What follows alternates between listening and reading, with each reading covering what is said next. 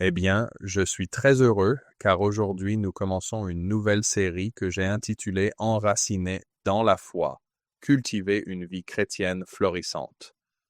Au cours de cette série, nous allons répondre à une question essentielle. À quoi ressemble une vie chrétienne qui s'épanouit réellement?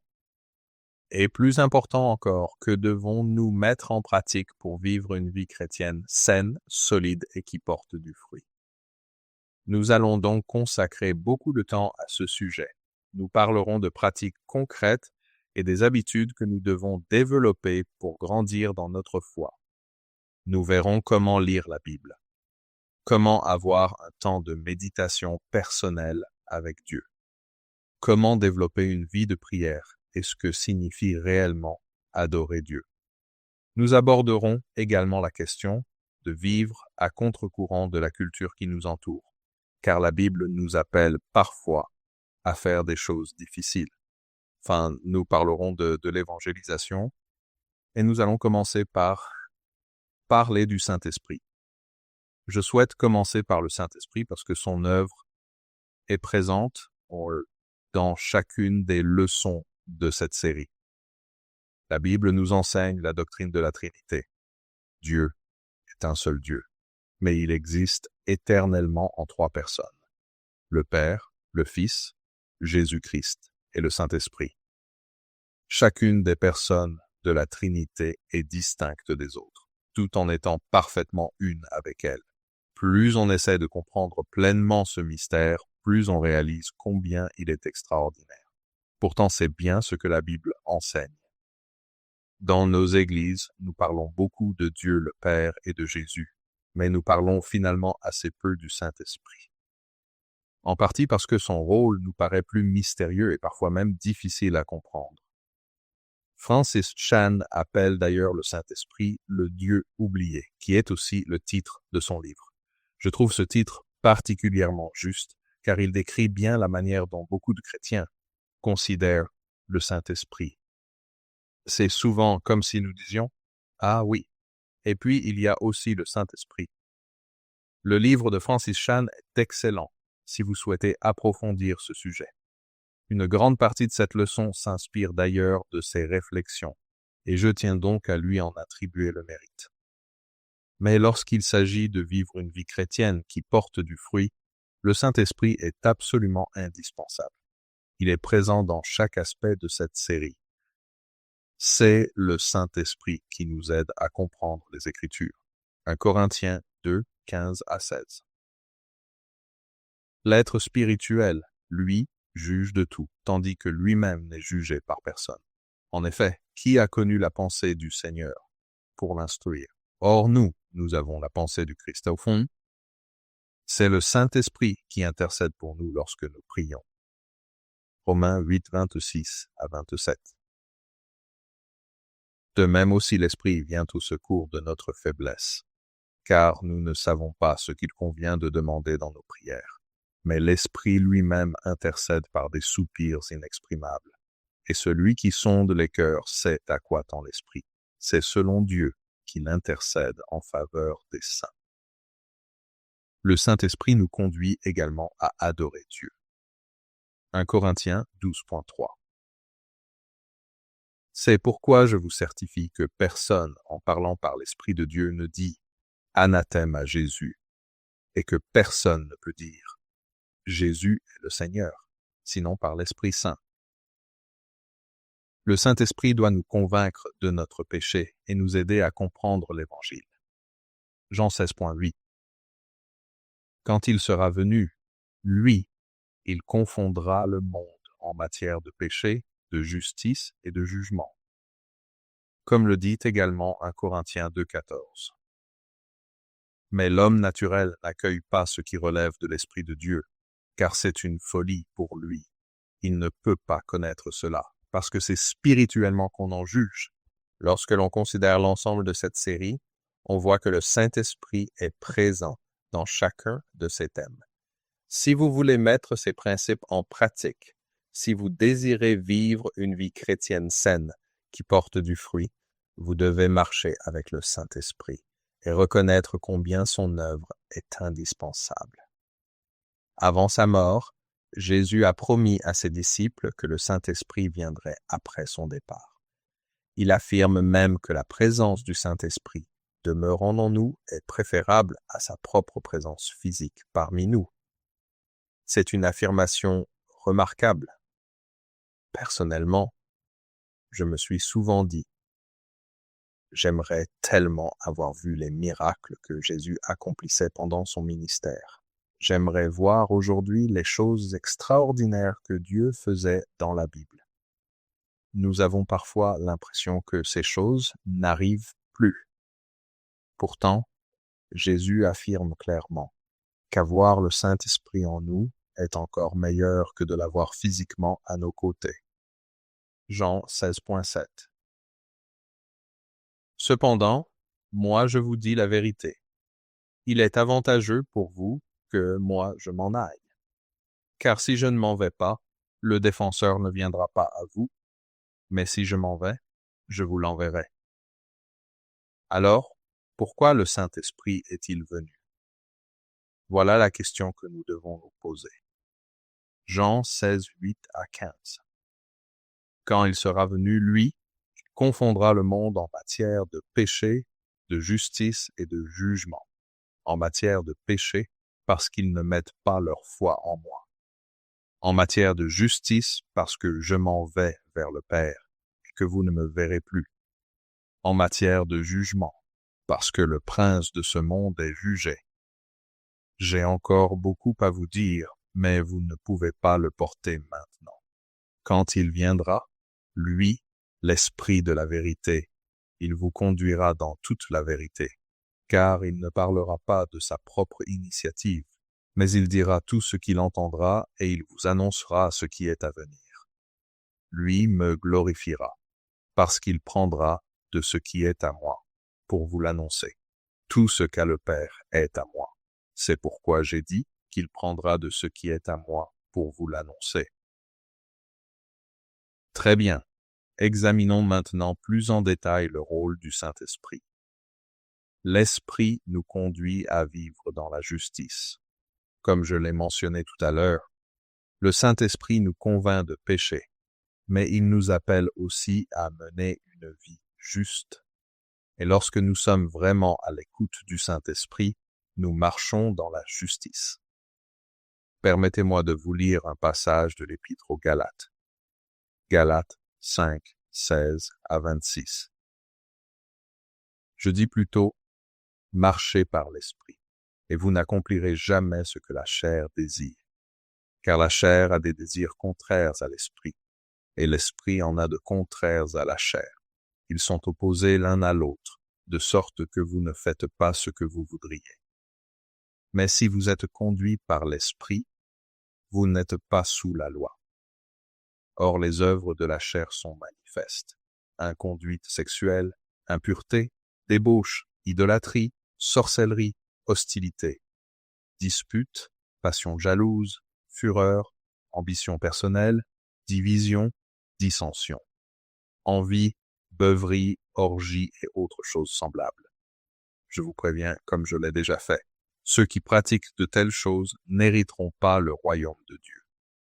Quant aux fruits de l'esprit, c'est amour, joie, paix, patience, bonté, bienveillance, foi, douceur, maîtrise de soi.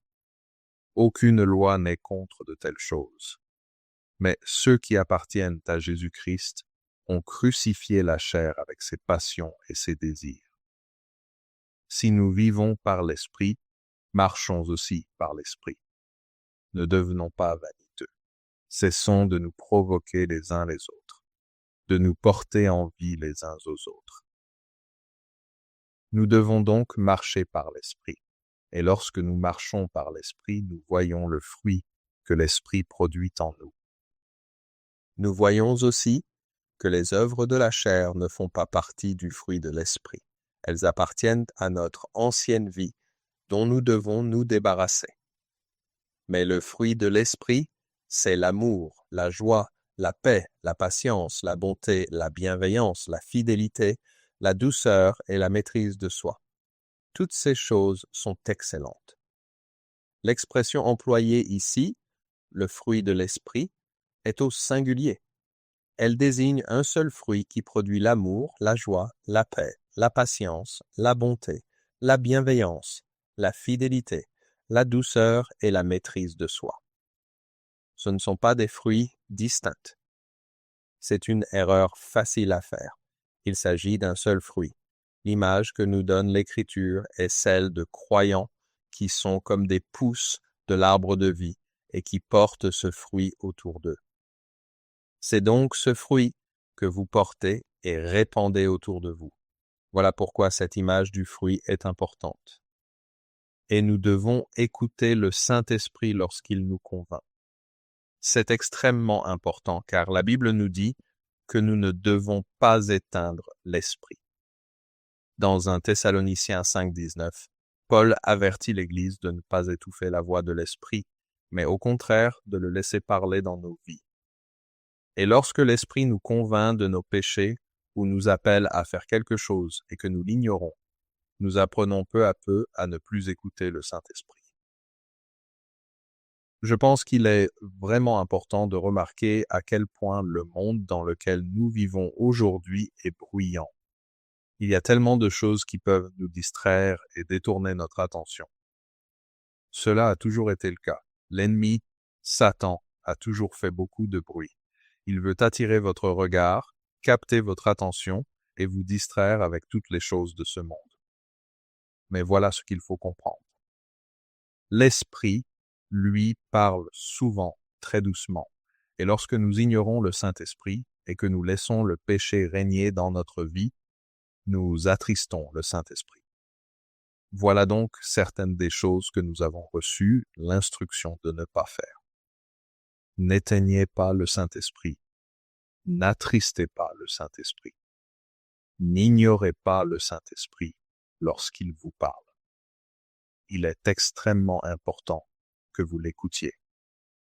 Écoutez ce que nous lisons dans Éphésiens 4, 20 à 32. Mais vous, ce n'est pas ainsi que vous avez appris le Christ, si du moins c'est bien lui que vous avez entendu, et si c'est en lui que vous avez été instruits, conformément à la vérité qui est en Jésus. Il s'agit de vous défaire de l'homme ancien qui correspond à votre conduite passée, et qui périt sous l'effet des désirs trompeurs, d'être renouvelé par l'Esprit dans votre intelligence, et de revêtir l'homme nouveau, qui a été créé selon Dieu dans la justice et la sainteté que produit la vérité. Rejetez donc le mensonge, et que chacun de vous parle avec vérité à son prochain, car nous faisons partie les uns des autres. Si vous vous mettez en colère, ne péchez pas, que le soleil ne se couche pas sur votre irritation. Ne laissez pas de place au diable. Que le voleur ne vole plus, qu'il se donne plutôt de la peine à travailler honnêtement de ses propres mains pour avoir de quoi donner à celui qui est dans le besoin. Qu'il ne sorte de votre bouche aucune parole malsaine, mais, s'il en est besoin, une bonne parole qui soit constructive et communique une grâce à ceux qui l'entendent. N'attristez pas l'Esprit Saint de Dieu, par lequel vous avez été scellés pour un jour de rédemption.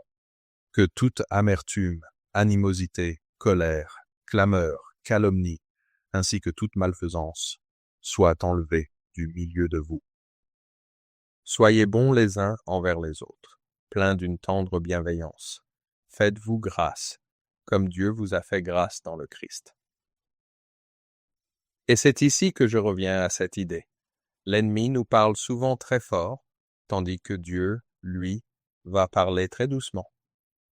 Satan veut donc vous distraire. Il veut que vous écoutiez tout ce qui se passe autour de vous et que vous ignoriez le Saint-Esprit. Il veut que vous vous disiez, « Tu sais quoi? Je ressens cette conviction dans ma vie.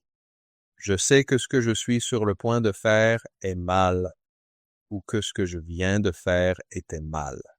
Mais je vais choisir de l'ignorer parce que cela m'a fait du bien, parce que cela m'a plu, ou simplement parce que j'avais envie de le faire. Alors je vais l'accepter et lui faire une place dans ma vie. Et je vais ignorer la conviction du Saint-Esprit. Mais parfois, le Saint-Esprit parle très doucement dans nos vies. Réfléchissez un instant à cela. Pourquoi le Saint-Esprit parle-t-il doucement? Eh bien, pensez à un moment où vous écoutez quelqu'un parler. Cette personne parle fort. Elle projette sa voix. Elle se fait clairement entendre. Et maintenant, imaginez que tout à coup, je commence à parler très doucement. Qu'est-ce que vous devez faire? Vous devez être attentif. Vous devez écouter. Vous devez faire abstraction de tout le reste, éliminer toutes les distractions et vous concentrer. Dieu veut toute notre attention. Permettez-moi de vous lire un passage qui parle de la voix douce de Dieu. J'aime beaucoup ce passage. 1er Roi 19.11 à 13. Il reprit, « Sors et tiens-toi dans la montagne, devant le Seigneur. » Or le Seigneur passait, un grand vent violent arrachait les montagnes et brisait les rochers devant le Seigneur. Le Seigneur n'était pas dans le vent. Après le vent, ce fut un tremblement de terre. Le Seigneur n'était pas dans le tremblement de terre. Après le tremblement de terre, un feu. Le Seigneur n'était pas dans le feu. Enfin, après le feu, un calme, une voix ténue. Quand Élie l'entendit, il s'enveloppa le visage de son manteau, sortit et se tint à l'entrée de la grotte. Soudain, une voix lui dit, « Que fais-tu ici, Élie ?» Dieu nous parle si doucement que nous devons nous arrêter et écouter. Et lorsque nous écoutons l'Esprit, l'une de ses promesses et l'un de ses rôles est de nous conduire dans la vérité. Permettez-moi de vous lire à nouveau un passage de Jean, au chapitre 16, verset 13. Quand il viendra, lui, l'Esprit de la vérité, il vous conduira dans toute la vérité, car il ne parlera pas de sa propre initiative, mais il dira tout ce qu'il entendra et il vous annoncera ce qui est à venir. Lorsque nous écoutons l'Esprit, il nous conduit dans la vérité. Les mystères de l'Écriture nous sont expliqués par le Saint-Esprit. Et cela va être absolument essentiel lorsque nous commencerons à étudier la Bible. Quand nous regardons la Bible, nous pouvons facilement nous sentir dépassés. Elle peut nous sembler très difficile à comprendre. Il y a tellement d'éléments culturels, tellement de mots que nous ne comprenons pas. Il y a aussi tellement de significations symboliques que nous ne connaissons peut-être pas. Et nous pouvons avoir l'impression qu'il faut être un génie pour comprendre tout cela. Mais c'est justement là toute la question. L'Esprit vient et il nous conduit dans la vérité. Les mystères de l'Écriture nous sont expliqués par le Saint-Esprit. Le Saint-Esprit habite en vous en tant que croyant. Vous êtes le temple de Dieu. Tout comme la présence de Dieu reposait dans le temple, le Saint-Esprit est venu habiter en vous. Et c'est pour cette raison que le Saint-Esprit peut vous donner la compréhension, la sagesse et la connaissance de la vérité. Permettez-moi de vous lire 1 Corinthiens 2.6 à 16. Cependant, c'est bien une sagesse que nous énonçons parmi les gens accomplis, une sagesse qui n'est pas de ce monde ni des princes de ce monde, qui doivent être réduits à rien. Nous énonçons la sagesse de Dieu, mystérieuse et cachée, celle que Dieu a destinée d'avance depuis toujours à notre gloire. Aucun des princes de ce monde ne l'a connue, car s'il l'avait connue, il n'aurait pas crucifié le Seigneur glorieux. Mais c'est, comme il est écrit, ce que l'œil n'a pas vu, ce que l'oreille n'a pas entendu, et ce qui n'est pas venu au cœur de l'homme, ce que Dieu a préparé pour ceux qui l'aiment. Or, c'est à nous que Dieu l'a révélé par l'Esprit. Car l'Esprit sonde tout, même les profondeurs de Dieu. Qui donc, parmi les humains, sait ce qui relève de l'humain, sinon l'Esprit de l'humain qui est en lui? De même, personne ne connaît ce qui relève de Dieu, sinon l'Esprit de Dieu. Or nous, ce n'est pas l'Esprit du monde que nous avons reçu, mais l'Esprit qui vient de Dieu, pour que nous sachions ce que Dieu nous a donné par grâce. Et nous en parlons, non avec les discours qu'enseigne la sagesse humaine, mais avec ceux qu'enseigne l'Esprit, en associant le spirituel au spirituel. Mais l'homme naturel n'accueille pas ce qui relève de l'Esprit de Dieu, car c'est une folie pour lui. Il ne peut pas connaître cela, parce que c'est spirituellement qu'on en juge. L'être spirituel, lui, juge de tout, tandis que lui-même n'est jugé par personne. En effet, qui a connu la pensée du Seigneur pour l'instruire? Or nous avons la pensée du Christ. Ce passage souligne l'unité de l'Esprit avec Dieu le Père. Après tout, qui connaît mieux vos pensées que vous-même? Votre propre esprit connaît vos pensées. Il sait pourquoi vous prenez les décisions que vous prenez. Il connaît vos motivations et votre raisonnement. De la même manière, puisque l'Esprit est un avec Dieu le Père, lorsque nous lisons la parole de Dieu et que nous voyons ce qu'il a révélé, l'Esprit en comprend parfaitement le sens. Et cet Esprit, ce même Esprit qui est un avec le Père et le Fils, habite aussi littéralement en vous en tant que croyants. Et il peut vous faire comprendre la vérité de Dieu. Et donc, lorsque vous lisez la Bible, l'une des premières choses que vous devez dépasser, c'est cette idée. Je ne peux pas comprendre ce qui est écrit dans ces pages. Si vous le pouvez, parce que vous avez la pensée de Christ. Maintenant, il est important de préciser que même si nous sommes capables de comprendre, cela ne signifie pas que Dieu nous révèle toujours tout, ni qu'il nous le révèle au moment où nous voudrions qu'il le fasse. Mais nous devons comprendre que l'Esprit de Dieu habite littéralement en nous. Vous êtes donc capable de comprendre des vérités très profondes concernant l'Écriture, la théologie et tout ce qui se trouve dans ce livre que nous appelons la Bible. Alors, ne vous sous-estimez pas et ne sous-estimez pas ce que vous êtes capable de comprendre, car le Saint-Esprit vous donne la capacité de connaître la vérité et de la comprendre. La Bible nous dit également que le Saint-Esprit est notre défenseur. Jean 14.16 à 1. Moi, je demanderai au Père de vous donner un autre défenseur pour qu'il soit avec vous pour toujours, l'Esprit de la vérité, que le monde ne peut pas recevoir, parce qu'il ne le voit pas et qu'il ne le connaît pas. Vous le connaissez, parce qu'il demeure auprès de vous et qu'il sera en vous. Ainsi, l'Esprit de vérité est de nouveau mentionné, mais ici, Jésus dit qu'il nous donnera un défenseur pour nous aider et être avec nous pour toujours. Mais qu'est-ce qu'un défenseur? Un défenseur, c'est quelqu'un qui parle en votre faveur. Imaginons que je dise du mal de quelqu'un et qu'une autre personne intervienne en disant « Ah, non, en fait, ce que tu dis de cette personne n'est pas vrai. C'est vraiment quelqu'un de bien. Moi, je l'apprécie beaucoup. En fait, tu ne connais pas toute l'histoire. Laisse-moi te dire ce que je sais. » Cette personne prend la défense de quelqu'un d'autre. Elle le défend. Un défenseur, c'est un peu comme un avocat. Pensez-y. Si vous comparaissez devant un juge, vous espérez avoir un avocat qui défendra vos intérêts, prendra en charge votre affaire et vous défendra devant le juge ou le jury. C'est donc aussi l'un des rôles du Saint-Esprit. Il est notre défenseur. Permettez-moi de vous lire à nouveau. Romains 8, 26 à 27. Cela va être extrêmement important lorsque nous parlerons de la prière. Romains 8, 26 à 27. De même aussi, l'Esprit vient au secours de notre faiblesse, car nous ne savons pas ce qu'il convient de demander dans nos prières. Mais l'Esprit lui-même intercède par des soupirs inexprimables. Et celui qui sonde les cœurs sait à quoi tend l'Esprit. C'est selon Dieu qu'il intercède en faveur des saints. Lorsque nous prions, nous avons cette promesse. Le Saint-Esprit porte nos paroles directement devant le trône de Dieu et intercède pour nous.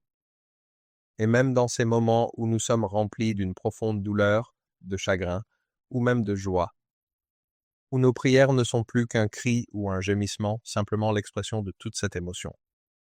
Nous avons cette promesse, parce que l'Esprit habite en nous, il peut prendre ce qui est dans notre cœur, le porter devant le trône de Dieu et l'exprimer en notre faveur. Voilà ce que cette personne veut exprimer. Lorsque vous ne savez même pas comment exprimer ce que vous voulez dire à Dieu et que vous venez à lui dans la prière, le Saint-Esprit prend ces émotions que vous n'arrivez même pas à comprendre vous-même et les porte devant Dieu en votre faveur. La prochaine chose que je voudrais que vous sachiez concerne un autre rôle du Saint-Esprit. Il nous guide. En tant que chrétiens, nous sommes donc appelés à suivre la direction du Saint-Esprit dans notre vie. Cela signifie que parfois, nous devons aller là où l'Esprit nous conduit. Lorsque vous priez au sujet d'une décision importante, quelle qu'elle soit, c'est la direction de l'Esprit que nous devons suivre. En tant que croyants, nous devons rechercher la direction de l'Esprit. C'est pour cette raison que nous devons prier au sujet des décisions importantes. Considérez ce que dit Actes 16, 6 à 10. Empêchés par l'Esprit Saint de dire la parole en Asie, ils passèrent par la Phrygie et le pays Galate. Arrivés près de la Mysie, ils tentaient d'aller en Bithynie, mais l'Esprit de Jésus ne le leur permit pas. Ils longèrent alors la Mysie et descendirent à Troas. Pendant la nuit, Paul eut une vision. Un Macédonien était là, debout, qui le suppliait. « Passe en Macédoine, viens à notre secours. » Dès qu'il a eu cette vision, nous avons cherché à nous rendre en Macédoine, concluant que Dieu nous appelait à y annoncer la bonne nouvelle. Ce qui se passe dans ce passage est vraiment intéressant parce que Paul avait une idée. Il s'était dit, nous allons apporter l'Évangile en Asie, c'est ce que nous allons faire. Mais pour une raison quelconque, le Saint-Esprit lui a dit, non, vous n'irez pas. Alors ils se sont dit, d'accord, dans ce cas nous irons ailleurs. Et de nouveau, la réponse a été, non, vous n'irez pas là non plus.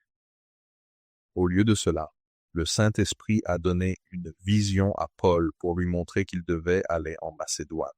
Paul a donc suivi sa direction et s'est rendu en Macédoine.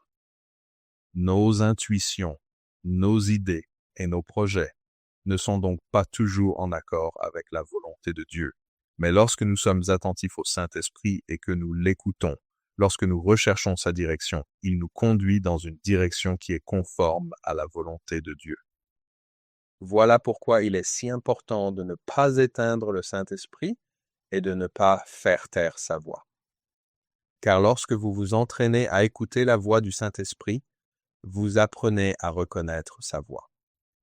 Si vous avez déjà pratiqué un sport, vous savez que vous reconnaissez toujours la voix de votre entraîneur depuis le bord du terrain. Il peut y avoir 1000 personnes qui crient et qui encouragent autour de vous. Mais lorsque votre entraîneur vous appelle pour vous donner une instruction, vous l'écoutez? Et pourquoi? Parce que vous vous êtes entraîné à écouter la voix de votre entraîneur. C'est un peu la même chose ici. Vous vous entraînez à écouter le Saint-Esprit et vous le faites en l'écoutant lorsqu'il vous appelle à faire quelque chose. Maintenant, il arrive que cet appel nous mette mal à l'aise ou même nous fasse peur. Cela peut tout à fait arriver. Il y aura des moments où le Saint-Esprit nous appellera à entrer dans une situation dans laquelle nous ne nous sentons pas à l'aise. J'ai vécu une situation comme celle-là il y a quelques jours seulement. Je me suis retrouvé au téléphone avec un homme au Nigeria à la suite du matériel d'enseignement que j'avais proposé à d'autres pasteurs. Je n'avais aucune envie d'appeler cet homme, ni de parler au téléphone avec quelqu'un au Nigeria. Ce n'était pas mon projet. Ce n'était pas ce que je voulais faire. Cela me faisait vraiment sortir de ma zone de confort. Mais Dieu était manifestement en train de faire avec ses enseignements quelque chose de bien plus grand que ce que j'avais imaginé. J'ai donc pris consciemment la décision de suivre la direction que je sentais que l'Esprit me donnait dans ma vie. Je devais faire confiance à Dieu et avoir cette conversation téléphonique, même si cela me rendait nerveux. Ainsi, il arrive que ce à quoi le Saint-Esprit nous appelle nous mette mal à l'aise ou même nous fasse peur. Je voudrais maintenant vous lire un excellent exemple de cela dans le livre des Actes. Et d'ailleurs, si vous voulez voir à quoi cela ressemble lorsque l'Esprit agit et œuvre dans l'Église, lisez le livre des Actes. Tout ce livre nous montre le Saint-Esprit à l'œuvre dans l'Église primitive. Acte 9, 10 à 19. Or, il y avait à Damas un disciple nommé Ananias. Le Seigneur lui dit, dans une vision, Ananias. Celui-ci répondit, Je suis là, Seigneur.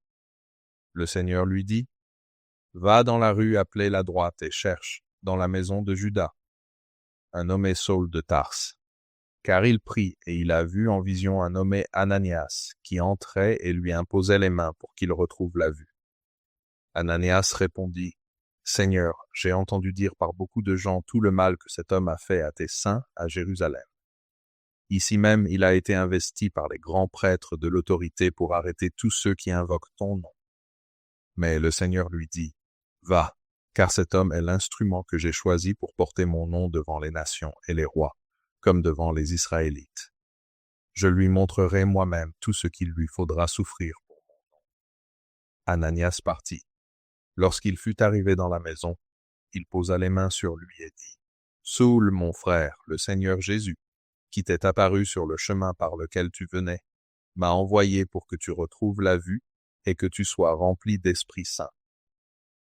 Au même instant, il tomba de ses yeux comme des écailles, et il retrouva la vue. Il se leva et reçut le baptême. Et, après avoir pris de la nourriture, il retrouva ses forces.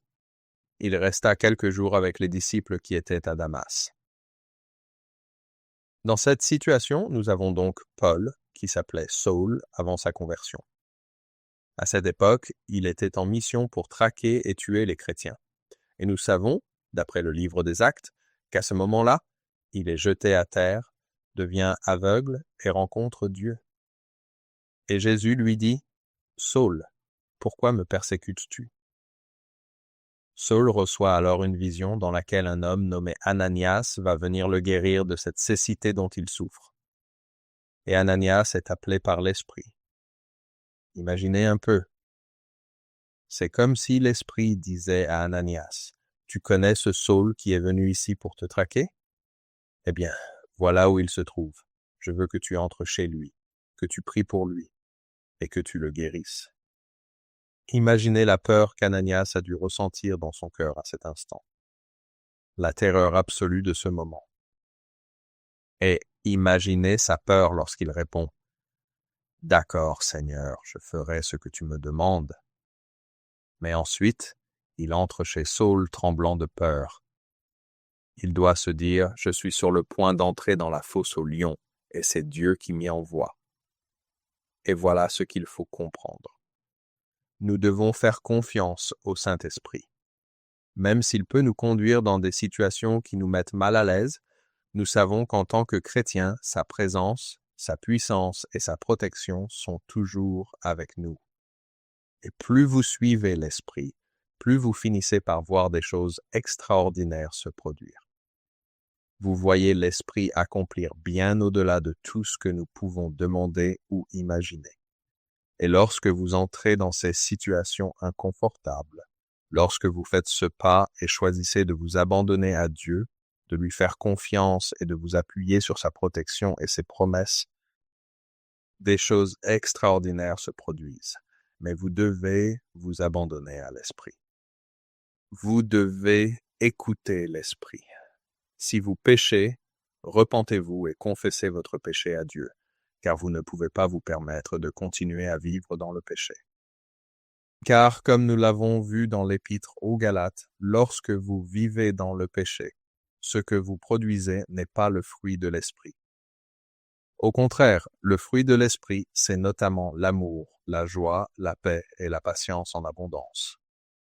Lorsque vous vivez dans le péché, le fruit de l'Esprit ne peut pas se développer dans votre vie.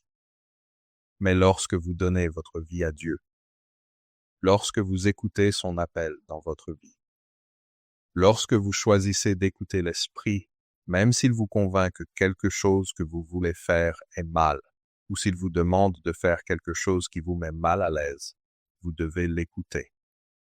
Avoir le Saint-Esprit dans notre vie nous est encore plus avantageux que si Jésus était physiquement présent sur terre.